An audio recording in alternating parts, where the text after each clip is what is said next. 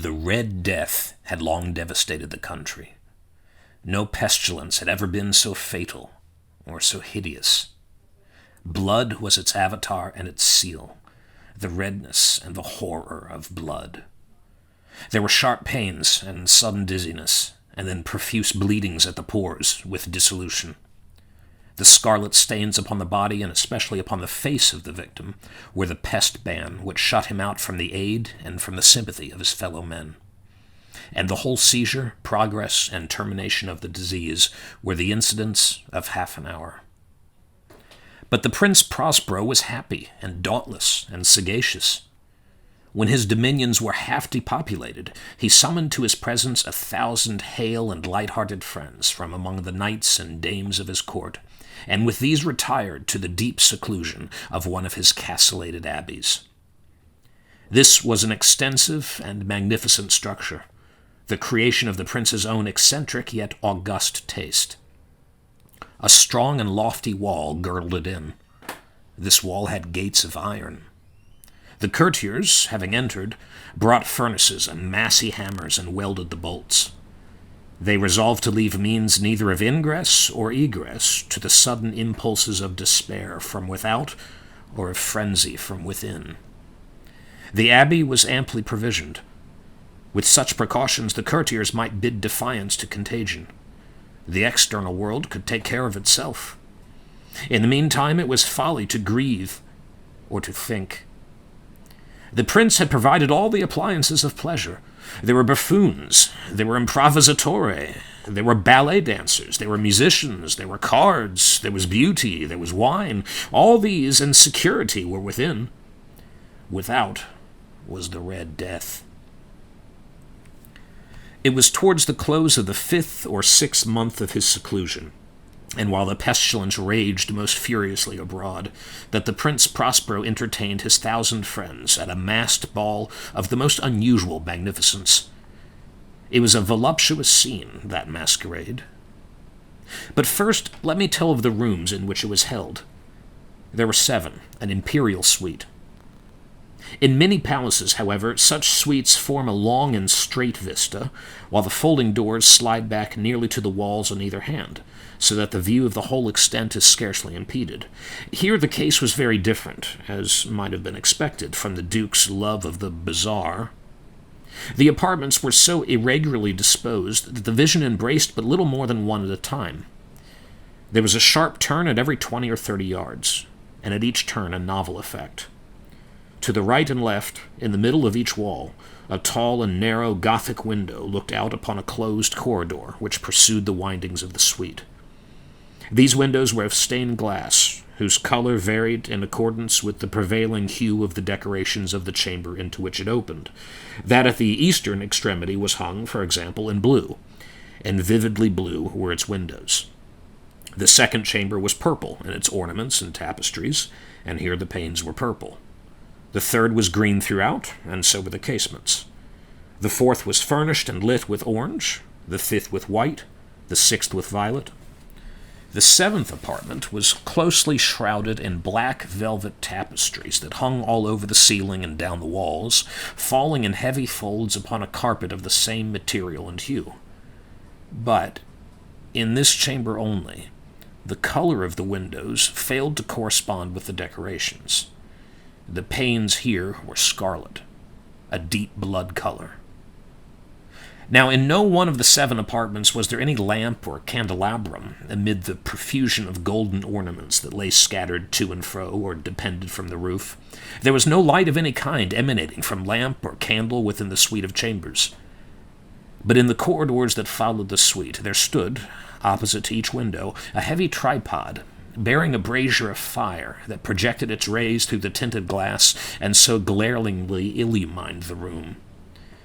And thus were produced a multitude of gaudy and fantastic appearances. But in the western, or black chamber, the effect of the firelight that streamed upon the dark hangings through the blood-tinted panes was ghastly in the extreme, and produced so wild a look upon the countenances of those who entered, that there were few of the company bold enough to set foot within its precincts at all. It was in this apartment, also, that there stood against the western wall a gigantic clock of ebony. Its pendulum swung to and fro with a dull, heavy, monotonous clang, and when its minute hand made the circuit of the face, and the hour was to be stricken, there came forth from the brazen lungs of the clock a sound which was clear and loud and deep and exceedingly musical, but of so peculiar a note and emphasis that, at each lapse of an hour, the musicians in the orchestra were constrained to pause momently in their performance to hearken to the sound, and thus the waltzers perforce ceased their evolutions, and there was a brief disconcert of the whole gay company. And while the chimes of the clock yet rang, it was observed that the giddiest grew pale, and that the more aged and sedate passed their hands over their brows as if in confused reverie or meditation. But when the echoes had fully ceased, a light laughter at once pervaded the assembly. The musicians looked at each other and smiled, as if at their own nervousness and folly, and made whispering vows, each to the other, that the next chiming of the clock should produce in them no similar emotion. And then, after the lapse of 60 minutes, which embraced 3,600 seconds of the time that flies, there came yet another chiming of the clock, and then were the same disconcert and tremulousness and meditation as before. But in spite of these things, it was a gay and magnificent revel. The tastes of the Duke were peculiar. He had a fine eye for colors and effects. He disregarded the decora of mere fashion. His plans were bold and fiery, and his conceptions glowed with barbaric luster. There are some who would have thought him mad. His followers felt that he was not. It was necessary to hear and see and touch him to be sure that he was not. He had directed in great part the movable embellishments of the 7 chambers, upon occasion of this great fete, and it was his own guiding taste which had given character to the costumes of the masqueraders. Be sure they were grotesque. There were much glare and glitter and piquancy and phantasm, much of what has been seen since in Hernani. They were arabesque figures with unsuited limbs and appointments. There were delirious fancies, such as the madman fashions. There was much of the beautiful, much of the wanton, much of the bizarre, something of the terrible, and not a little of that which might have excited disgust. To and fro in the 7 chambers there stalked, in fact, a multitude of dreams. And these, the dreams, writhed in and about, taking hue from the rooms, and causing the wild music of the orchestra to seem as the echo of their steps. And anon there strikes the ebony clock which stands in the hall of the velvet. And then, momently, all is still, and all is silent, save the voice of the clock. The dreams are stiff frozen as they stand. But the echoes of the chime die away. They have endured but an instant, and a light, half-subdued laughter floats after them as they depart. And now again the music swells, and the dreams live and writhe to and fro more merrily than ever, taking hue from the many-tinted windows through which stream the rays from the tripods.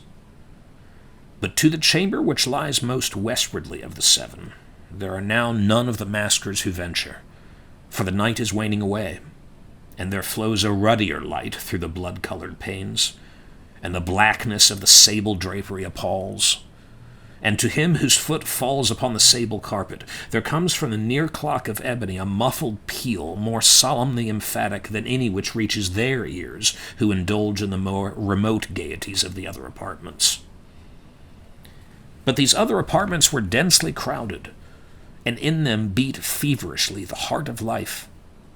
And the revel went whirlingly on, until at length was sounded the 12th hour upon the clock.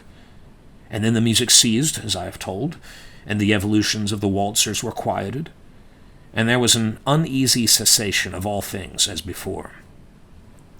But now there were 12 strokes to be sounded by the bell of the clock, and thus it happened, perhaps, that more of thought crept, with more of time, into the meditations of the thoughtful among those who revelled.